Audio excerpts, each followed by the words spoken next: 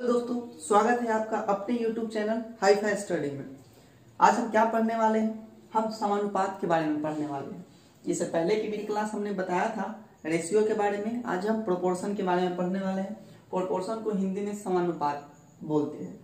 तो ratio questions को आगे करने के लिए हमको प्रोपोर्शन को पढ़ना बहुत जरूरी है। तो हम प्रोपोर्शन को पढ़ लेते हैं, यानी समानुपात को पढ़ लेते हैं। तो इससे रिलेटेड आगे जो क्वेश्चंस होते हैं वो मिक्स होते हैं, अनुपात और समानुपात से रिलेटेड क्वेश्चन होते हैं। और समानुपात से मिक्स क्वेश्चंस को करने के लिए सबसे पहले समानुपात को पढ़ना जरूरी है। तो समानुपात को थोड़ा हम चर्चा कर लेते हैं, उसके बाद हम फिर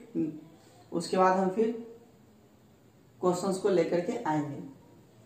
तो देखिए क्या होता है समानुपात। तो जब दो अनुपात आपस में बराबर हो, तो वह समानुपात कहलाता है। क्या कहलाता है? तो जैसे नाम से ही स्पष्ट है कि समान अनुपात। देखते हैं, समान अनुपात यानी अनुपात समान होगा, बराबर होगा, तो वो समानुपात का केस कहलाता है। और समानुपात के केस में क्या होता है? आउटर तथा इनर का गुना होता है। ये आउटर और इनर क्या होते हैं? तो दिल थाम के बैठिए, अभी बताने वाले हैं। तो ये समझ गए कि समानुपात क्या होता है। जब दो अनुपात बराबर होता है तो उसको समानुपात बोलते हैं। और समानुपात के केस में आउटर और इनर का गुना होता है। पूरा समानुपात इसी पर डिपेंड है। तो इसको समझ लेते हैं। अब जैसे एग्जाम्पल लिया है, हम यहाँ पर देख सकते हैं A अनुपात B बराबर है C अनुपात D। या फिर इसको लिखने का और क्या तरीका है? A अनुपात B, ये जो आपको दिख रहा है 4 वो, इसको समानुपात बोलते हैं। ये समानुपात का चिन्ह होता है। तो A अनुपात B बराबर है C अनुपात D, या इसको ऐसे भी हम लिख सकते हैं। तो अब बताते हैं कि आउटर और इनर क्या होता है। तो इसकी जरा हम बात कर लेते हैं। तो इसमें एगो टर्म इधर है, एगो टर्म इधर है। तो इसमें आउटर इनर कहाँ है कि इसका बाहर वाला और इसका बाहर वाला दोनों एक साथ गुना हो जाएगा। इसका अंदर वाला और इसका अंदर वाला एक साथ गुना हो जाएगा। तो आउटर मतलब बाहर वाला, इनर मतलब अंदर वाला। तो क्या करेंगे, हम यहाँ लिखेंगे A गुने D, बाहर वाला, और बराबर क्या हो जाएगा? B गुने C को क्या शॉर्ट में लिख दें हम? AD बराबर क्या लिख देते हैं? BC। तो ये हो जाता है बराबर, इस तरह से बोल सकते हैं। तो देखिए इनसे रिलेटेड कैसे क्वेश्चंस आते हैं एग्जाम में, वो हम आपको बताते हैं। तो यहाँ पे क्वेश्चन आप लिख लीजिएगा। ये क्वेश्चन हम आपके लिए लाए हैं 4 अनुपात 6, ये समानुपात का चिन्ह है और ये 8 है। तो इसमें क्या है? इसमें देखिए कि ये पहला पद हो गया, ये दूसरा पद हो गया, ये तीसरा पद हो गया। कोई भी समानुपात होता है तो उसमें 4 पद होता है। समानुपात से पहले 2 पद होता है और समानुपात के बाद 2 पद होता है। तो इसमें पहले 2 पद है और इसके बाद 1 पद है। तो इसमें कहा है कि ये समानुपात में है, तो चौथा पद क्या होगा? इसका चौथा पद क्या होगा? तो चौथा पद 8 के बाद ही होगा। तो इसको हम कैसे कर सकते हैं? देखिए तो 4 अनुपात 6 लिख दिए, आई बराबर है, तो समानुपात तो बराबर लिख सकते हैं। ये क्या हो जाएगा? 8। और यहाँ कुछ नहीं है तो हम इसको चौथा पद को क्या ले लेते हैं? x ले लेते हैं। अब क्या कहता है? समानुपात की बाहर वाला और अंदर वाला गुना हो जाता है। तो 4x हो जाएगा और बराबर में 8 क्या हो जाएगा? 48 हो जाएगा। या उसको काटिए या नहीं काटिए, ये बात बराबर है। 6 गुने 8 लिख दिए, 4 से 1 बार में कट जाएगा, 2 बार में, तो x बराबर क्या हो जाएगा? 6 दूना 12।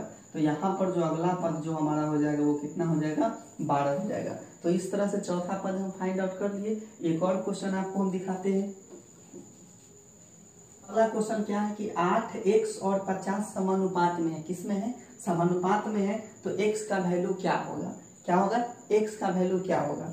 तो इस क्वेश्चन को कैसे बनाएंगे हम? भाई समानुपात में है तो इसका अनुपात होगा ना, इसको क्या 8 अनुपात x लिख सकते हैं कि नहीं लिख सकते हैं? लिख सकते हैं, बिल्कुल लिख सकते हैं। अब बराबर क्या कर सकते हैं हम? तब इसका देखिए 50 किसी के साथ नहीं है, तो हमको ये समझना है कि ये पहला 2 पद इसके साथ है और x भी इसके साथ भी है, x इसके साथ भी है। तो फिर क्या कर सकते हैं हम? x अनुपात यहाँ 50 लिख लेंगे।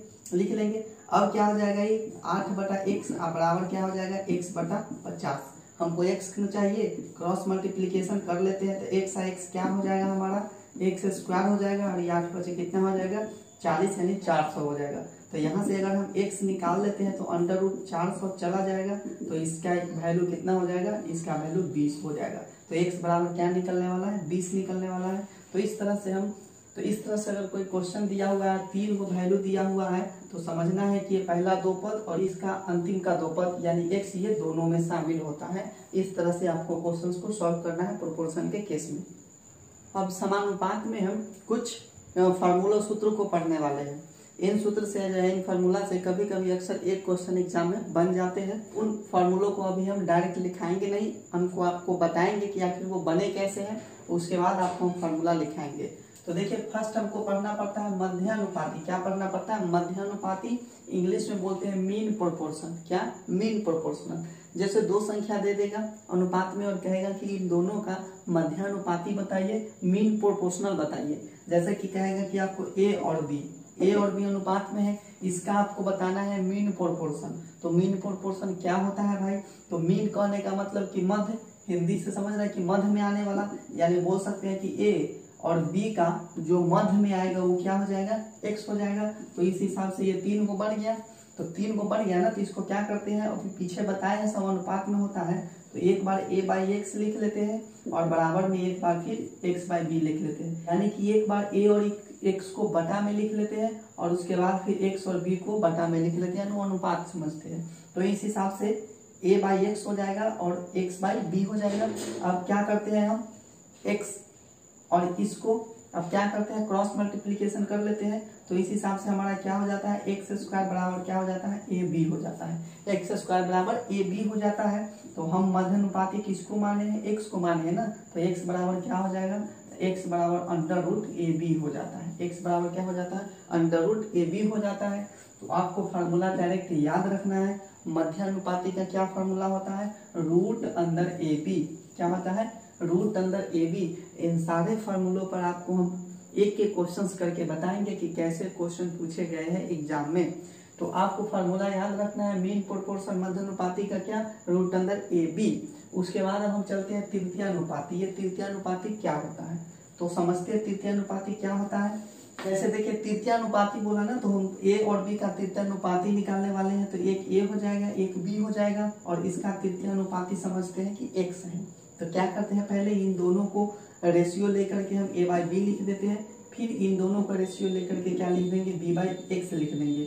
इस हिसाब से ए और एक्स मल्टीप्लाई होकर क्या हो जाएगा, ए और एक्स हो जाएगा और बी या बी क्या हो जाएगा, बी स्क्वायर हो जाएगा। हमको एक्स नन चाहिए क्योंकि एक्स तृतीयानुपाती है, तीसरा अनुपात है। तो एक्स बराबर क्या हो जाएगा, यहाँ से बी स्क्वायर बाई ए हो जाएगा। एक्स बराबर बी स्क्वायर बाई ए।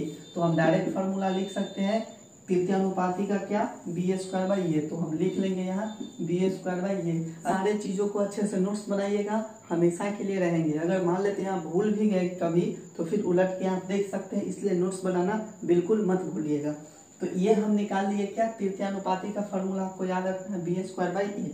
अब हम चलते हैं चतुर्थानुपाती यानी फोर्थ प्रोपोर्शनल निकालने की तरफ। तो अब इसी में हम समझते हैं फोर्थ प्रोपोर्शनल क्या होता है। जैसे कि देखिए, एक ए हो गया, एक बी हो गया, एक सी हो जाएगा और एक्स हो जाएगा। कहेगा कि सी क्यों माने, भाई चतुर्थानुपाती के लिए 4 गो होना जरूरी है ना, तो 4 गो चाहिए। ये दोनों को क्या करते हैं, हम पहले ए बाई बी लिख लेते हैं, इसको क्या करते हैं तो सी बाई एक्स लिख लेते हैं।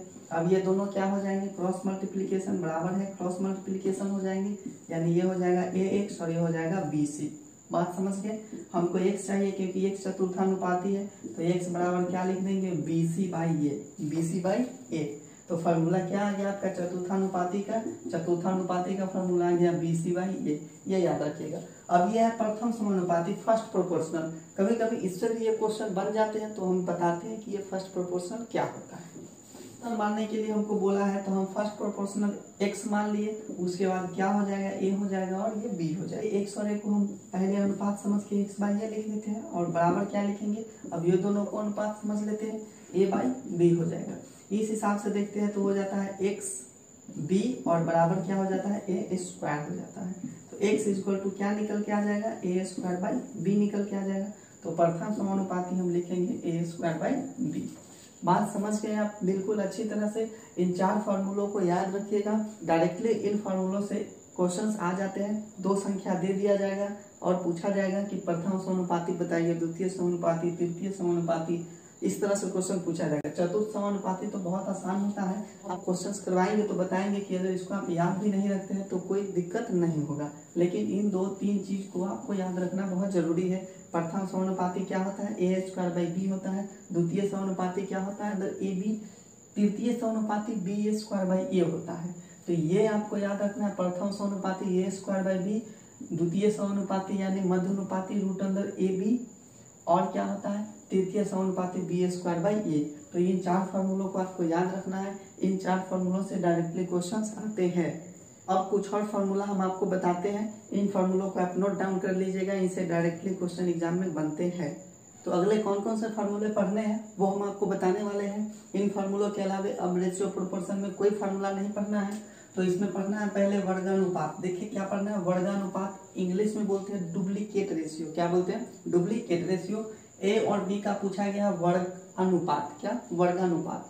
तो वर्गानुपात हिंदी से की ले रहे हैं, वर्ग करना है। क्या करना है, वर्ग करना है। यानी ए और बी दिया जाएगा संख्या, क्या है कि ए और बी रेशियो में दिया गया, इसका वर्गानुपात बताइए। तो सीधा क्या करना है, वर्ग कर देना है। तो ए स्क्वायर हो जाएगा, अनुपात में बी स्क्वायर हो जाएगा। बात समझ में आ गया। या फिर इसको आप क्या लिख सकते हैं, ए बाई बी, और इसका स्क्वायर भी लिख सकते हैं, क्योंकि दोनों पर स्क्वायर है तो इसको बटा करके लिख सकते हैं। अनुपात का मतलब ही होता है बटा। तो क्या लिखेंगे हम यहाँ, ए स्क्वायर अनुपात का बी स्क्वायर लिख सकते हैं। तो वर्गानुपात पूछा जाएगा तो उसको वर्ग कर देते हैं। ए और बी का वर्गमूलानुपात है, क्या वर्गमूलानुपात, इंग्लिश में सब डुप्लीकेट रेशियो बोलते हैं। तो वर्गमूलानुपात आप हिंदी से समझिए, वर्गमूलानुपात यानी वर्गमूल कर देना है। क्या कर देना है, वर्गमूल कर देना है। यानी सीधा बात ए अनुपात बी में रहेगा, उसको हम वर्गमूल लगा देंगे तो ए अनुपात क्या हो जाएगा, बी हो जाएगा। इसको हम और क्या कर सकते हैं, तो ये ए बाई बी भी हो जाएगा, रूट अंदर कर सकते हैं। सीधी बात हम इसको रूट अंदर ए लिख सकते हैं, अनुपात में हम रूट अंदर बी लिख सकते हैं। वर्गमूल लगा देते हैं, इस तरह से भी या इस तरह से भी, किसी तरह से आप लिख सकते हैं। अब क्या हमारा तीसरा है, तो ए अनुपात बी और सी अनुपात डी इस तरह से दिया हुआ रहेगा, और कहेगा कि इसका मिश्र अनुपात निकालिए, यानी कंपाउंड रेशियो निकालिए। तो कंपाउंड रेशियो कैसे निकलते हैं वो आप सीख लीजिए। कंपाउंड रेशियो से क्वेश्चंस बने हैं एग्जाम में, इसलिए इसको पढ़ना बहुत जरूरी है। तो क्या लिख सकते हैं हम, इसको ए बाई बी लिख सकते हैं ना, इसको क्या लिख सकते हैं, सी बाई डी लिख सकते हैं ना, बिल्कुल लिख सकते हैं। ऐसे लिख दिए। अब क्या करना है, मिश्र अनुपात में क्या करना है हमको, कि इसको गुना कर देना है। क्या कर देना है, गुना कर देना है। इस हिसाब से हो जाएगा ए सी और बाई बी डी। तो यही क्या हो जाता है, हमारा मिश्रानुपात हो जाता है, मिश्र अनुपात। तो यहाँ आप लिख सकते हैं ए सी बाई बी डी, क्या ए सी बाई बी डी, इसको हम मिश्र अनुपात बोलते हैं। तो इतने फार्मूले पढ़ने थे हमको रेशियो प्रोपोर्शन में। इनसे डायरेक्टली कभी कभी एक क्वेश्चन अक्सर एग्जाम में पूछ दिए जाते हैं, इसलिए इनको याद रखिएगा। तो इनसे रिलेटेड बहुत सारे जो क्वेश्चंस एग्जाम में पूछे गए हैं और पूछे जाएंगे, तो उसका हम एक अगला क्लास रखेंगे, और उस क्लास में इन फार्मूलों पे बेस्ड जितने भी क्वेश्चंस अभी पूछे गए हैं उन सारे क्वेश्चन का हम यहाँ पर डिस्कशन करवाएंगे। तो आज के लिए इतना ही, अब फिर मिलेंगे नेक्स्ट वीडियो में, तब तक के लिए जय हिंद।